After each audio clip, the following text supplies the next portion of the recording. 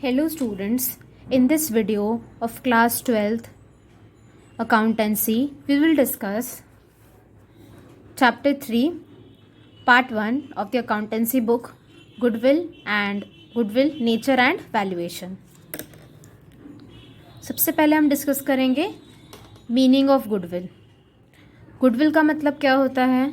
ये एक intangible asset है. इंटैंजिबल एसेट का मतलब वो एसेट जिसे हम देख नहीं सकते, टच नहीं कर सकते. तो ये एक इंटैंजिबल एसेट है जो एंटरप्राइज को एक एडवांटेज की पोजीशन पर रखती है. गुडविल के कारण ही कोई भी एंटरप्राइज हायर प्रॉफिट्स को अर्न कर पाती है बिना एक्स्ट्रा एफर्ट्स पुट ऑन किए.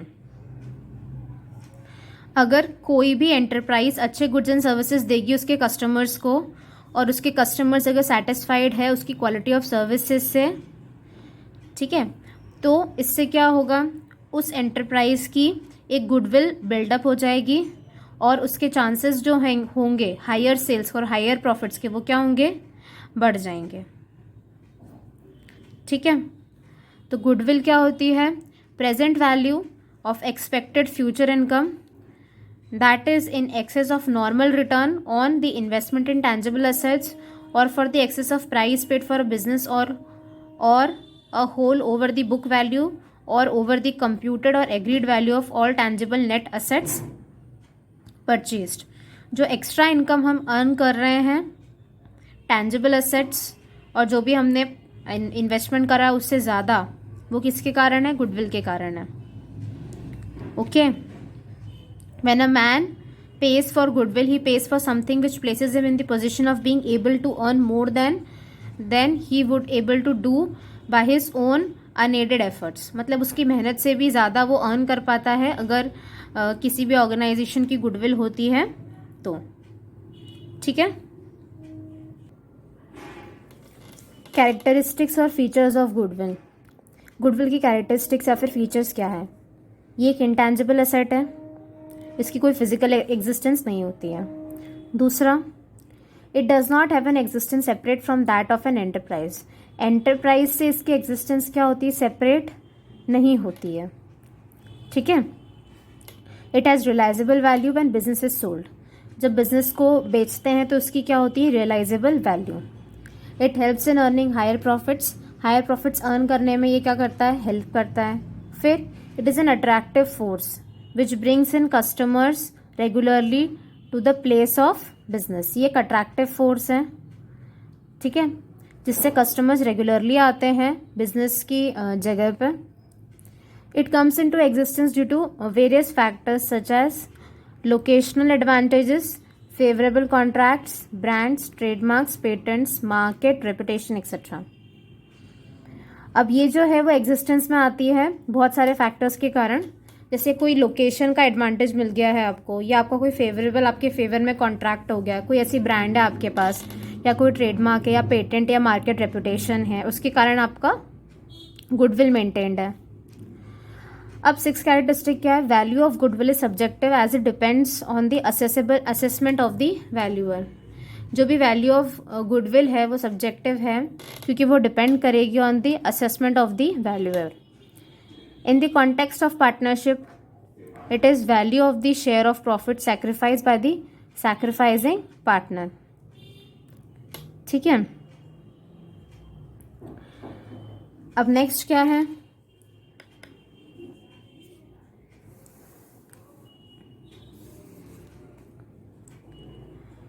नेक्स्ट है नेचर ऑफ गुडविल. ये एक वैल्यूएबल इंटैंजिबल एसेट है. It is amortised over the useful life. जैसे कोई भी एसेट डेप्रिशिएट होती है वैसे गुडविल क्या होती है? अमोर्टाइज. इसकी वैल्यू भी कम हो सकती है.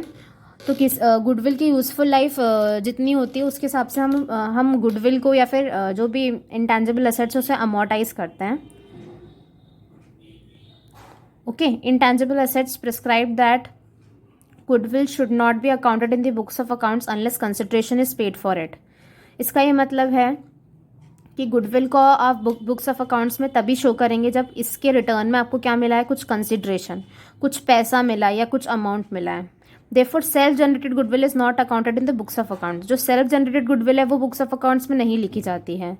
Whereas purchase goodwill is accounted. जो हमने परचेज गुडविल होती है वो हमेशा हम बुक्स ऑफ अकाउंट में लिखते हैं, लेकिन सेल्फ जनरेटेड गुडविल हम नहीं लिखते। जो हमने खुद ने जनरेट करी है गुडविल वो नहीं लिखेंगे। अगर हमने किसी और से गुडविल को परचेज करा है, उसके रिटर्न में कुछ कंसिडरेशन, कुछ पेमेंट दिया है कैश में या फिर काइंड में, तो उससे हम इंक्लूड करेंगे। It is not accounted because its value is subjective and is not evidenced by payment. Amount does not exchange hand. On the other hand, purchased goodwill is accounted being evidenced by payment. ठीक है। अब next क्या है, need for valuing goodwill. The need for valuation of goodwill arises. अब goodwill को value करने की ज़रूरत कब पड़ती है? When there is change in the profit sharing ratio। जब पार्टनर्स के प्रॉफिट शेयरिंग रेशियो में चेंज हो तब ज़रूरत पड़ती है। When a new partner is admitted। जब एक नया पार्टनर को एडमिट किया जाता है, जब एक पार्टनर रिटायर होता है या उसकी डेथ होती है, जब partnership firm is sold as a going concern. जब उसे बेचा जाता है as a going concern. When two or more firms amalgamate। When a partnership amalgamate मतलब दो या दो फर्म मिलकर मिलती हैं, अब दोनों एक दूसरे के एसेट्स को मिलाकर एक कंपनी बना लेती हैं। जब दो कंपनियां मिलकर एक कंपनी बना लेती है तो उसे हम क्या कहते हैं, अमलगमेट करना। When a partnership firm is converted into a company। जब पार्टनरशिप फर्म को कन्वर्ट किया जाता है एक कंपनी में। ओके, अब नेक्स्ट है factors affecting the value of goodwill. Goodwill of a firm is affected by all the factors which increase the earning capacity of the firm. These factors are, जो goodwill होती है वो सभी factors से affect होती है जो किसी भी फर्म की अर्निंग कैपेसिटी को अफेक्ट करता है। ठीक है, तो क्या होता है, एफिशिएंट मैनेजमेंट। अगर मैनेजमेंट एक्सपीरियंस्ड है, केपेबल है, कॉम्पिटेंट है, तो क्या होगा, वो जो फर्म है वो हायर प्रॉफिट अर्न करेगी कंपेरेबल टू अदर फर्म्स। ठीक है, उससे क्या होगा, गुडविल जो है वो बढ़ेगी उस फर्म की। Favourable location. अगर बिजनेस लोकेटेड है फेवरेबल प्लेस पे, जैसे मार्केट एरिया में है जहाँ पर कस्टमर का वॉक इन ज़्यादा है, तो वहाँ पर सेल ज़्यादा होती है और वैल्यू ऑफ गुडविल भी क्या होती है, हायर होती है। Third, favourable contracts. Sometimes a firm has long term contracts for sale and purchase of goods at favourable price. कभी कभी फर्म्स का क्या होता है, लॉन्ग टर्म कॉन्ट्रैक्ट्स होता है, सेल और purchase of goods in favourable prices. This will also affect profits and goodwill of the firm. Next क्या, longer establishment of business. Business established for long are likely to have extensive broader customer base resulting in higher sale and profit. As a result, it will have a higher value of goodwill. Longer establishment of a business. Advantage of patents. Normally, patents are necessary for manufacture or production of certain types of articles. A firm which possesses the necessary patents will have a better value for its goodwill. For access to supplies. When supplies of materials are difficult to get, there will be a high value of goodwill for a firm which has good arrangements for getting supplies. Quality. अगर firm enjoy करती good reputation उसकी quality of products के लिए, there will be a ready sale and value of its goodwill therefore will be high. मतलब अगर किसी भी firm की गुड्स की जो क्वालिटी बहुत अच्छी है तो उनकी सेल तुरंत फटाफट होने लग जाती है, होती है। ठीक है, इसलिए उनकी गुडविल भी क्या होती है, हाई होती है। अगर सप्लाई भी ज़्यादा होती है, when supplies of materials are difficult to get, अगर ऐसा मटेरियल है आपकी फर्म में जो आसानी से मिलता नहीं है, जिसको मिलना डिफ़िकल्ट होता है, तो उस फर्म की वैल्यू गुडविल भी क्या होती है, हाई होती है। ठीक है, market situation. If a firm is in a business wherein demand for the product dealt in is higher than the supply, it will lead to lower capital requirement and higher profit.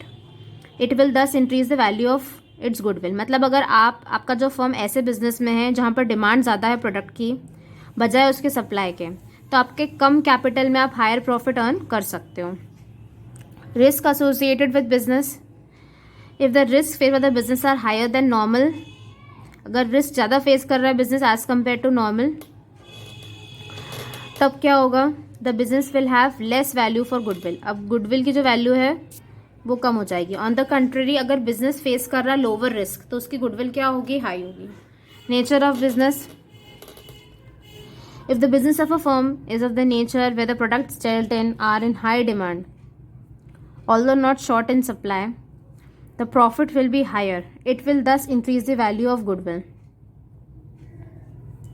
अगर जो business है firm में वो किस nature का है, where the products dealt in are high in demand, जो products हम डीलिंग हो रही है उसमें उनकी डिमांड ज़्यादा है और सप्लाई कम है, तो प्रॉफिट क्या होगा, ज़्यादा होगा और उससे क्या होगी, गुडविल भी बढ़ेगी।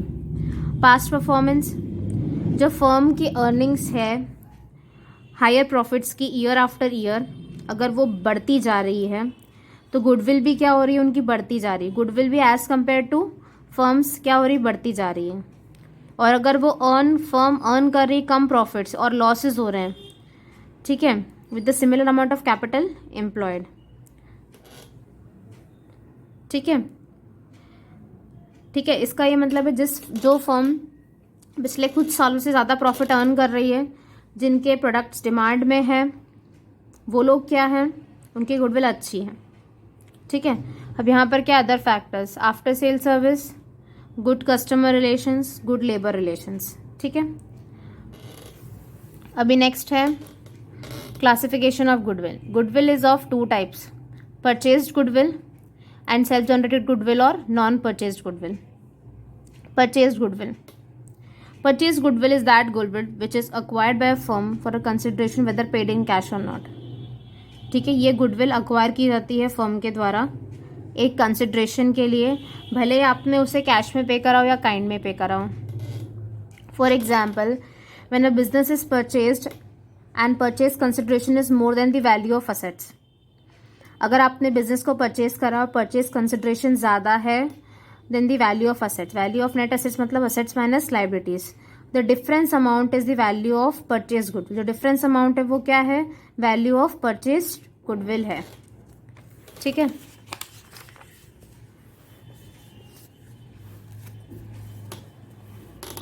AB Business House acquires Mahagan Business for a net consideration of 10 lakh. AB Business House ने अक्वायर करा है, किसे खरीदा है, महागन बिजनेस को, कितने रुपए में, 10 लाख में। जो असेट की वैल्यू क्या है, 20 लाख, लाइबिलिटीज़ की वैल्यू कितनी है, 12 लाख, ठीक है। 2 lakh paid in excess of the net assets, ठीक है, that is 8 lakh, 20 minus 12 that is 8 lakh towards goodwill. जो अमाउंट एक्सेस में पे करा वो कितना है, 8 lakh, 20 minus 12 that is 8 lakh. ये जो क्या है अमाउंट ऑफ गुडविल और इसे क्या बोलते हैं हम, परचेज गुडविल। AS 26 जो है इंटेंजिबल एसेट्स का, वो प्रिस्क्राइब करता है कि purchase goodwill should be accounted in the books of accounts and return of eight the earliest. इसे आपको अकाउंट करना है बुक्स ऑफ अकाउंट में और उसको राइट ऑफ करना है जल्दी से जल्दी, ठीक है।